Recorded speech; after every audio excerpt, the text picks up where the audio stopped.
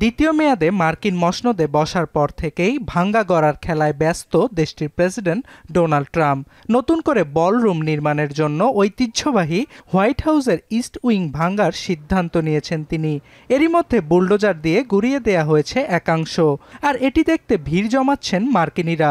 যেহেতু সরকারি শাটডাউনের কারণে ওয়াশিংটনের অনেক ভ্রমণ কেন্দ্র বন্ধ, তাই নিরাপত্তার কারণে সেখানে ঢুকতে না পারলেও বাইরে থেকে বলরুম নির্মাণ কার্যক্রম দেখছে সাধারণ মানুষ। ক্ষোভ ঝাড়ছেন দেশটির প্রেসিডেন্টের উচ্চাভিলাষী পরিকল্পনার। This country is full of homeless people with nothing to eat, and this moron is spending this kind of money on this. It speaks to the corruption of the whole system.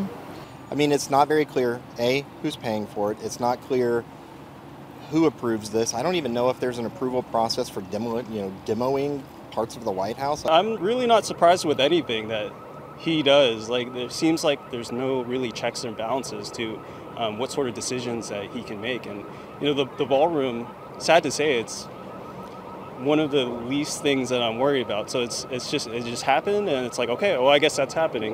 So no, I'm not surprised. বিরোধী Democrat শিবিরেও এ নিয়ে সমালোচনার মুখে Trump প্রশাসন। তাদের দাবি পরিকল্পনাটি গ্রহণে সঠিক পদক্ষেপ অনুসরণ করা হয়নি। তহবিল নিয়েও প্রশ্ন তুলছেন তারা। আবার অনেকে এর নির্মাণশৈলী নিয়েও প্রশ্ন তুলেছেন।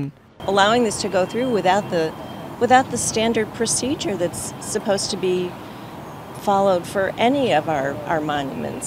এদিকে ট্রাম্পের দাবি চোখ ধাঁধানো নতুন বলরুম তৈরিতে সোয়া 200 বছরের পুরনো প্রাসাদ সম হোয়াইট হাউসের মূল নকশায় হাত দেয়া হবে না। They've wanted a ballroom for 150 years. National capital planning কমিশনের কাছে পর্যালোচনার জন্য বলরুম নির্মাণের পরিকল্পনা জমা দেবে হোয়াইট হাউস। পুরো প্রকল্পে ব্যয় হবে $300 মিলিয়ন। বিপুল এই অর্থ জোগাড় করবেন ট্রাম্প নিজে এবং বেসরকারি অর্থদাতারা। যদিও বিস্তারিত অর্থ বিবরণী প্রকাশ করেনি হোয়াইট হাউস। হোয়াইট হাউসের ইস্ট উইং ফার্স্ট লেডি ও তার কর্মচারীদের কার্যালয় হিসাবে ব্যবহৃত হয়। গত সোমবার থেকে এটি ভাঙার কাজ শুরু হয়েছে।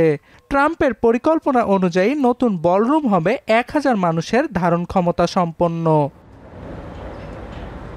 অর্ণব প্রসাদ, এখন বিশ্ব।